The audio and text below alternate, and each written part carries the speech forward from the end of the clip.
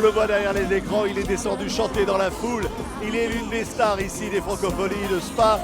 On va le retrouver dans quelques secondes. La tortue est sortie de sa carapace.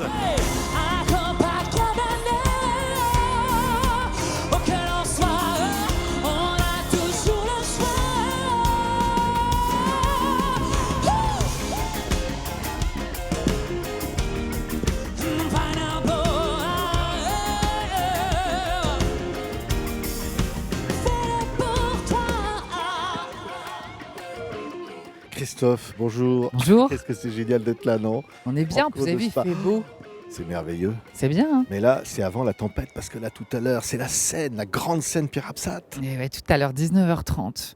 Donc là, c'est effectivement le calme avant la tempête, là. Mais c'est bien, il y a une bonne énergie.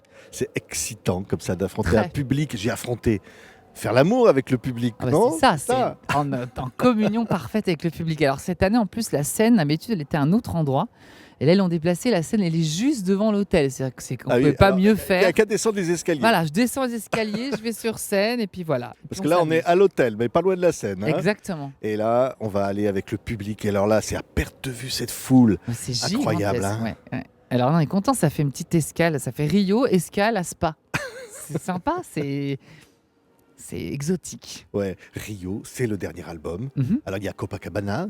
Exact. Il y a des chansons qui donnent envie de voyager, d'aimer. Et qui donne envie d'aimer, de danser, de lâcher prise, de parler des gens qui nous touchent particulièrement. Enfin, c'est un album où j'ai mis un peu tout ce qui me passait par la tête, tout ce que j'ai vu, tout ce que j'ai rencontré.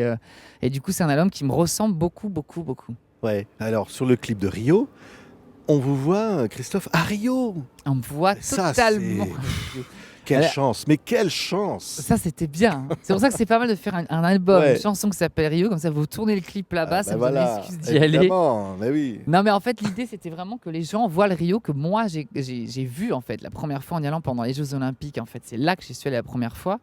Et en fait, j'ai eu la chance de pouvoir rencontrer Rio dans un cadre vraiment particulier. On avait des gens qui peuvent nous amener un peu partout dans des lieux qui n'étaient pas forcément les lieux hyper touristiques. Et je voulais voir ça. Je voulais que les gens voient ce Rio que j'ai vu la première fois.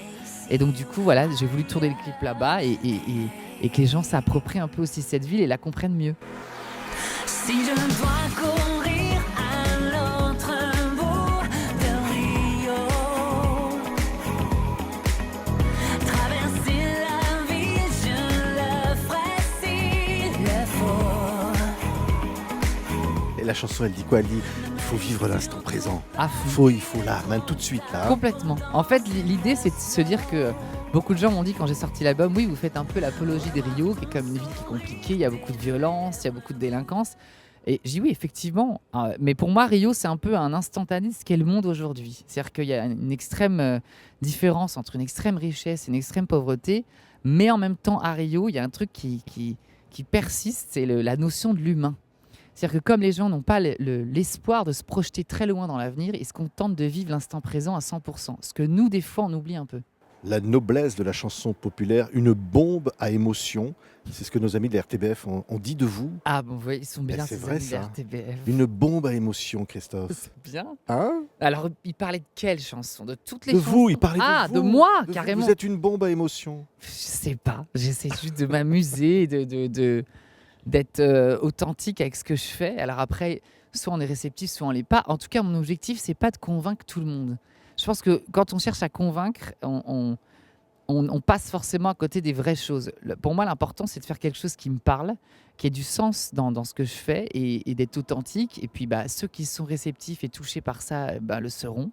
Et ceux qui sont réfractaires le seront aussi. Mais c'est pas très grave, en fait. Pour moi, l'important, c'est d'être juste ce qu'on est à 100%. Ouais, la noblesse de la chanson populaire. Et la chanson populaire, elle peut parler du cœur. Je pense à une chanson qui s'appelle Madame. Ouais, Incroyable message pour Latifa Ibn Ziaten qui avait perdu son fils dans un attentat. Son Exactement. garçon tué par Mohamed Merah dans un attentat à Toulouse. à Toulouse, ouais, tout Envie à fait. d'écrire ça, envie de lui dire. Oui, parce que alors j'ai découvert Latifa comme beaucoup de gens dans un reportage comme ça à la télé et j'étais bouleversée par cette femme parce que voilà, elle s'inscrivait aussi dans un contre-courant de tout ce qu'on a connu. C'est-à-dire qu'on a eu toute cette vague d'attentats, on a eu cette espèce de repli identitaire, religieux, dans lequel tout le monde bascule un petit peu à plus ou moins grande mesure, avec aussi un extrémisme au niveau politique qui monte de plus en plus. Et en même temps, il y a cette femme qui a vécu le pire, qui aurait pu se terrer dans le silence et nourrir une haine continuelle par rapport à la personne qui a commis ça contre son fils, et en tout cas à toutes les personnes potentiellement dangereuses qui pourraient faire la même chose. Et en fait, elle fait l'inverse. C'est-à-dire qu'elle transforme cette espèce de haine pour essayer de sauver ceux qui pourraient devenir d'éventuels Mohamed Merah. Et là, je trouve que c'est hallucinant parce que c'est le contre-exemple parfait de ce qui se passe aujourd'hui. Et du coup, voilà, elle va dans les prisons, dans les collèges, dans les lycées, dans les zones dans lesquelles elle se sent utile, même si elle est effectivement une cible potentielle pour certains courants politiques parce qu'elle dérange dans son discours, pour certains aussi courants religieux parce qu'elle dérange dans son discours. Et en même temps, cette femme, c'est une femme marocaine, française, voilée, qui assume parfaitement ses origines, sa nationalité et sa religion. Et elle le fait, je trouve, dans un respect total de la République. Et je trouve qu'elle incarne vraiment ces valeurs d'aujourd'hui. Elle avance pour apaiser sa douce France à l'âme blessée. Des kilomètres de vie gâchée, ses non-dits, ses souffrances oubliées. Je me souviens d'un message sur Twitter après un acte homophobe. Il y a des moments où vous avez envie de prendre la plume et vous dites à l'intolérance, à la haine, vous dites vous ne gagnerez pas. La diversité, l'humanité sera toujours plus forte. C'est ça que vous avez écrit un jour. Oui, je me rappelle, je crois que c'était parce qu'il y avait dans un immeuble dans Paris, je crois, quelqu'un qui avait en couple, qui avait toujours habité dans cet immeuble. C'est un immeuble où il y a toute religion, tout style de famille. Et puis d'un coup, tac, il y a un acte homophobe contre ce couple qui était là depuis des années. Mais c'est le reflet de ce qu'on vit aujourd'hui. C'est l'envie du buzz, l'envie de toujours faire parler. Et en même temps, justement, il faut surtout pas tomber dans cette espèce d'escalade et de surenchère de haine. Je pense que l'important, c'est que il faut continuer à s'indigner. Justement, des fois, on me dit oui. Des fois, on m'a dit vous avez quand même une grande gueule. Un jour, on m'a dit ça. Mais il faut continuer à s'indigner. Je veux dire, si c'est pas nous, en tant qu'artistes, on est en fait, en tant qu'artistes, on est ni plus ni moins que les témoins un peu de cette société dans laquelle on vit. Donc, on est un peu les porte-parole de ces gens silencieux qui n'ont pas l'opportunité de pouvoir dire les choses.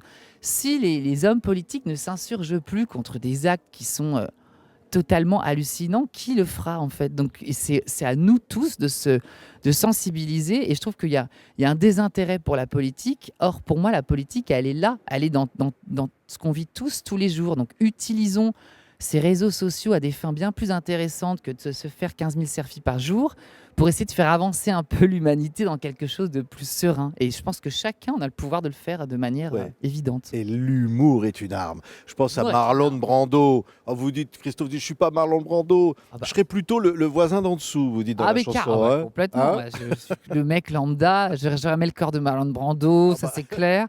Il faut travailler, il faut faire non, la muscu. malheureux. Oh là. J'ai essayé. Mais ça n'a jamais marché. Le sport refuse, vous voyez. C'est truc, vrai. Non, mais il faut l'humour. Bah, évidemment, l'humour. Quand moi, je me suis construit en étant celui un peu sur qui on tapait tout le temps. Donc, l'humour, ça vous permet un peu de dénouer les situations critiques.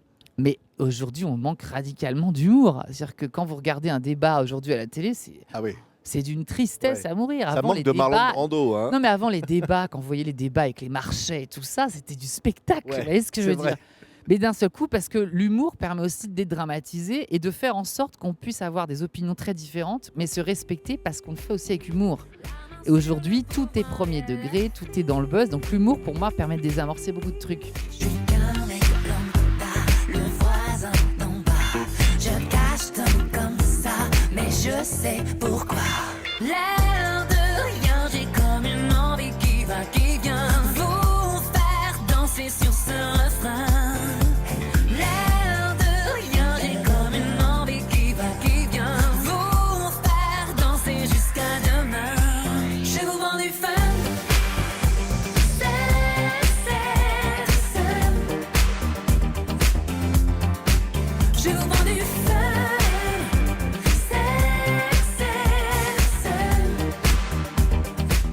incroyable ce clip. Hein. Mais vous êtes un vrai comédien, Ah bon? Christophe. Je sais Bon, vous pas. vous baladez, là, il vous arrive plein de trucs dans la rue. Oui, c'est loufoque hein, ce clip. C'est loufoque. Hein. Mais ce qui était très drôle dans cette idée du clip, c'était que je voulais expliquer que, justement, toujours pour revenir là-dessus, dans cette industrie du buzz, où il faut toujours.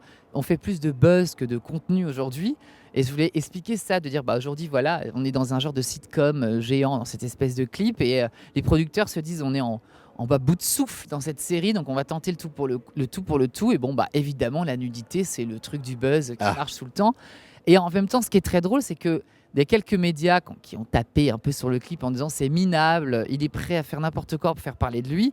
Bah, en fait, ils ont expliqué totalement le but même de ce clip. Parce que ces propres médias qui sont toujours un peu C'est ça. élitistes et qui vous expliquent comment penser, comment faire de la musique, en gros, sont tombés exactement dans ce que j'expliquais en faisant ce clip. Ils ont parlé de mon clip parce que j'étais nue. Bon, bah voilà. Génial. C'est Ce qu'il QFD, fallait, voilà. c'est ce C'est qu'il fallait. parfait. On ne citera personne. Non, Christophe, bon concert ce soir. merci J'ai envie beaucoup.